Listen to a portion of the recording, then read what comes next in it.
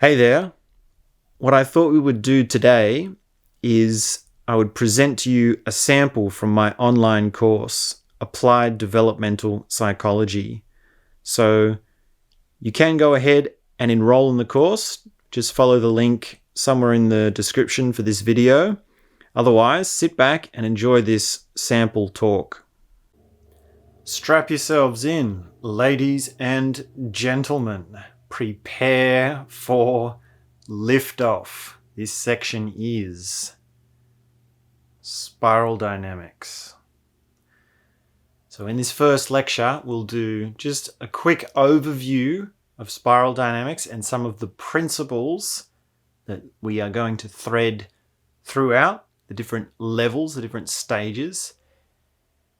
And we're going to look at Beige, which is the first point, the first level in spiral dynamics.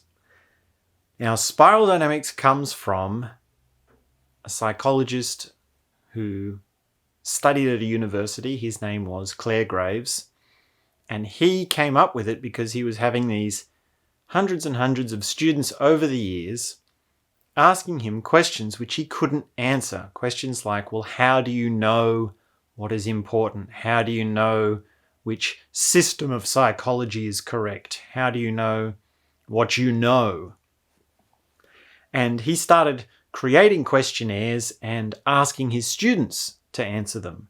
And over many, many years, he was able to collate all that data to see clear waves of development, clear psychological structures of development. And that map, that system is spiral dynamics. It was also then further developed by Beck and Cohen, who really made it clear and helped to popularize those initial findings. So that's a little bit about where it comes from. And basically how it works is there are stages of life that unfold depending on the life conditions. Depending on the situation that you are in, you are going to believe a certain thing, you're going to think a certain thing, and you're going to act a certain way. And these conditions change. These conditions kind of evolve. And the idea of the spiral is that you start at one point and you work your way out, ever including and encompassing the things that you've been through, the things that you've gone through. Now that brings me to my first major point and the first foundational principal thing that we're going to talk about through all of these levels, which is that every psychological stage of development has a pathological version and an integrated version or a high functioning version. There's ways in which things can go wrong, cause problems, be negative, have harsh outcomes, detrimental outcomes, be hurtful, all of that. And there's ways in which it's fruitful, it's well-functioning, it's productive, it's good. So these two sort of sides are at every level. And of course, stages of psychological development can fight with other stages. They can actually repress or restrict or constrict or even try and annihilate different stages, different sort of ways of thinking, ways of doing, ways of being. And then also different stages can integrate it. They can help to sort of nurture other phases of development. So that's a dynamic that's going on there. There's the pathological side and there's the positive side, or there's the negative side or the negative version of each state of consciousness or level of consciousness, or the positive side or the flowering side or the productive side. So get that into your mind as something that we look at the way we go through. Now, there's also, on top of this, what we would say, this difference between the individual and the collective. Spiral dynamics is dynamic enough and intricate enough that it takes into account this idea of I'm one person with my own subjective experience. But I'm also in a world with lots of other people. There's other people with their own perspectives. There's other people with their own desires, their own needs, their own interactions with their environment, and ultimately their own level of consciousness, their own awareness, their own way of seeing reality and how it works.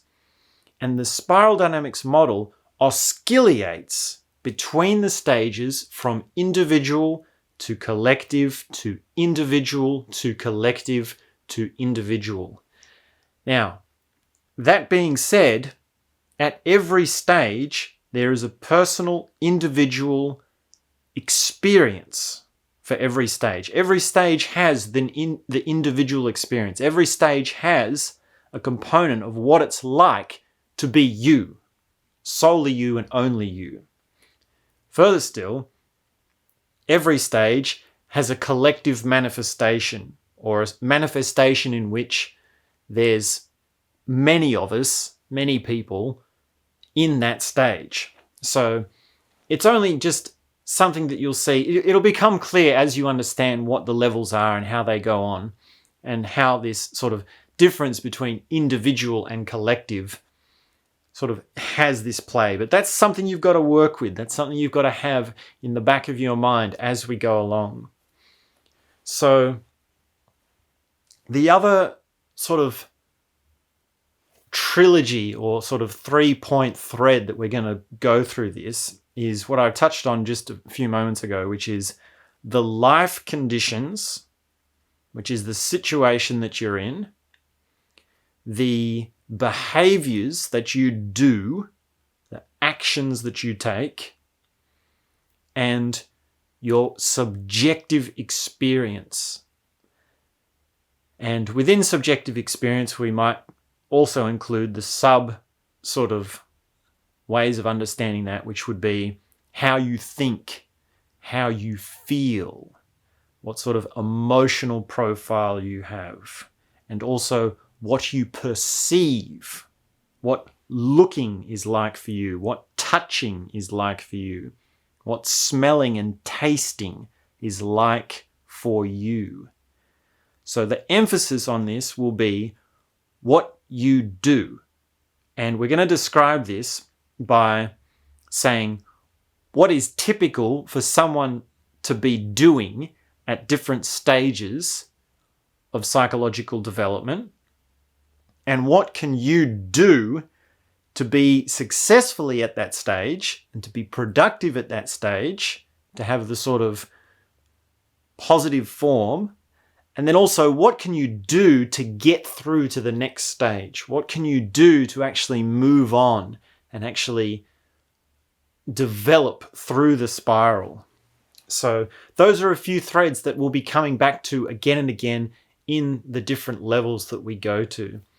And there will also be, let me just check what to do conditions.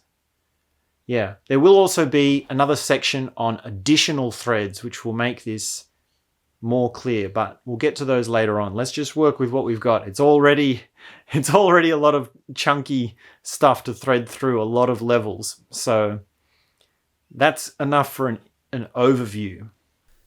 Hey, I hope you're enjoying this talk. I'd just like to remind you that this is a sample that comes from my online course, Applied Developmental Psychology. So if you want to go deeper, if you'd like to find out more, you can go ahead and enroll in the course. Thanks very much, and let's get back to the talk. Let's get to Beige. And this is the first level of consciousness. This level is undifferentiated and is usually apparent in a human being between the ages of newborn and about 10 months old, or between 6 months to a year old. So if you're younger than 1 year, you're probably at about this stage. Now, of course, if you are at this stage, then you're probably not looking at this video, right? You're probably not listening to this lecture. But here's the thing, and here's another fundamental principle, which is that every stage stays within you. Once you've gone through it, it's still there. You still have it. Whether you're conscious of it or not, whether you've integrated it or not, it's still there. So when the baby is 1 year old, everything is undifferentiated. The world is just sort of this one thing. There's no real difference. It's sort of dreamy. There's no difference between biting their hand and biting the blanket. And in that first year, a number of massive cognitive and sensory perception shifts occur, like going from realizing, well, if I bite my thumb, it hurts, and if I bite the blanket, it doesn't hurt, right? The differentiation between the blanket and the hand is that shift out of beige. Then there's also things like if you're playing with a baby and you show them a toy and then you hide it from them, for them, once it's gone out of sight, it doesn't exist anymore. They start looking at something else. But at another certain stage, when you hide it, you put it behind your back, they start to say, hey, I know it's hiding, bring it out again. And that's a very subtle shift, but a very big shift, right? And the baby from birth to about 1 year old or 1.5 years old goes through a whole bunch of these little incremental differentiations between its body, its hand, its perceptions, the light, the dark, the cold, the hot, the presence of another person, and the absence of another person, which actually brings them to one of the higher stages, which is the next higher stage, I should say, which is purple, which is what we'll get to after beige. But these little increments, these little differentiations are coming out of beige. Now, a lot of psychologists actually overlook this stage because it's so primitive, but it's actually very fundamental. And we see later on in some of the higher stages a kind of returning of this beige stage later on. Now, not only this, but there are moments in life when we regress back to beige. And if you can recognize this, then you can actually see them as a great opportunity for rediscovering very low parts in your consciousness, very deep parts in your consciousness. Now, oftentimes, these moments are moments of quite serious disaster. They're moments of quite serious pain and alarm because you've really been brought back to your primitive state. But if you can recognize it and you can know exactly what to do in that situation, you can actually gain so much from these experiences. You can learn so much, and you can actually ride the waves from the very base all the way back to where you're at normally. So when the baby is born, they're completely dependent on their environment. There's no force of their own that can influence the environment at all. They're completely at its mercy. And if you think about it, there are times in life when we regress back to this. This would be in times when, for example, you are sick. So if you have a fever or a virus, or you are injured in some way, say you're severely injured by breaking a bone or a limb or a flesh wound or something like this, then you're brought to this state where you need help, you need rest, you need to be hospitalized. And it might even be that you can't even eat. Now, it's not just physically that we can be brought to this state. It can also be psychologically, emotionally, and spiritually. So if you think of this emotional, crippling depression, right? That can actually bring you to this point where you cannot move. You cannot even feed yourself. This acute onset depression, and people who have that condition, they're brought to this sort of moment where, and it's it's not even just a moment, it's actually a pervasive thing. It's where they just cannot do anything. Now, this also doesn't just apply to negative forms, it also applies to beautiful forms, right? So when you have an existential realization, you have this stunning moment of awe, you have this just incredible beauty, this incredibly meaningful experience. In that moment, you're speechless, right? The speechless moment is that moment of like, I can't do anything. I can't move. I can't believe what I'm seeing. I can't feel my body. I can't say anything. I can't think, right?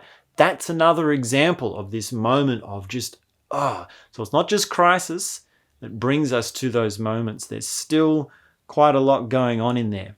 Now, here's the prime directive. Here's what you do with this level of consciousness. And there's only one thing that you can do, and that is to wait. All you have to do is wait. And all you can do is wait. Now, in the case of the beautiful experience, you're probably not thinking, how do I get out of this? You don't want to have someone come along and say, just wait, this moment is passing. It's not going to feel like this forever. Don't ruin the moment. But in the case of injury or crippling depression, knowing that you just have to wait is quite handy. It's quite good to know because things will change, conditions will change. And if you think about it, what can the 0-year-old baby do? What can the 6-month-year-old baby do? All they can do is wait. And if they do wait, they're going to grow. They're going to actually evolve. It's very much natural for a baby to go from 6 months old to a year old to 2 years old and so on, right? Now, there is another major component to this prime directory of waiting. And this is sort of secondary, but also very much related to it. So the secondary directive, or the secondary thing that you can do, is get help. Right? If you're a baby and you are without your mother and your shelter and your care and your food, you're not going to last very long. You're going to die. But if we are, as adults, regressed back to that stage of development, we have to recognize that we cannot help ourselves, we cannot fix it ourselves, we cannot bring or muster the resources that we need to get out of that situation, and all we can do is get help. Now, in the case of someone who's having a depressive episode or a psychological breakdown, or someone who's injured physically, like they've had something happen to their limbs or they're sick, then you can know, right? You need help, right? In that situation, what do? You call an ambulance. Call an ambulance. That's all you can do. And then what can you do? Well, nothing but wait. You just have to wait. So if you can remember in those moments of crisis that get help, it's on the way, and then just wait, and you can hold on well enough to know that things will evolve, things will change. So that's a little bit about Beige. It is foundational. It is a very core stage of consciousness development. And probably one more thing I should add about it, which is that there can be this tendency to romanticize it because it's undifferentiated. The higher stages of consciousness, or the sort of interest in higher stages of consciousness, can sometimes romanticize that and say, well, it's egolessness, it's oneness. And they sort of elevate that to this stage which it's not really at, right? It's not really oneness. It's not really egolessness because it hasn't been through the arc. It hasn't actually gone through the stages and had the differentiation processes happen. So don't think of babies as these enlightened gurus that are in this brilliant state of enlightenment or ecstasy or all-knowing power, and then they regress back to their humanity as they grow. And our whole point of being a human is to get back to where we were as babies. That's not the right way to think about this. There is an arc. There is an arc that goes through the spiral, through differentiation, through integration, through breaking apart pathologies and repressions. And that is when you reach to those states of oneness, those states of egolessness. So there is a full circle component to this. We do actually end up having things that is quite understandable why people can misinterpret those earlier stages as something higher, but we want to be clear about that distinction. So don't romanticize beige. Don't romanticize or elevate the undifferentiation stage of consciousness that is found in 1-year-olds to this sort of guru level or enlightened master sort of level of consciousness. So that's some insights from beige, and when we get to it, there will be certain leading questions in the questionnaire at the end of this section that will help you get in touch with some of the moments in your life when you've experienced that. And if you can just remember, when you've regressed, when you're in those moments where you really can't do anything, there's only 2 things you need. There's only 2 things you can do. One is get help. And the second is, and the most important is, wait. Sometimes you're so incapacitated, you can't even get help. And in that case, all you can do is wait. And understand that consciousness has its own way. Life has its own way of unfolding. Events have their own way of changing. So if you can just wait, you'll be all good. You'll be able to move on to the next thing. And for us in our story, the next lecture will be purple. And this will be the first relational stage in spiral dynamics. So let's head on over to the next lecture. Thanks for checking out this talk. I'll just remind you once again that this comes from my online course, Applied Developmental Psychology.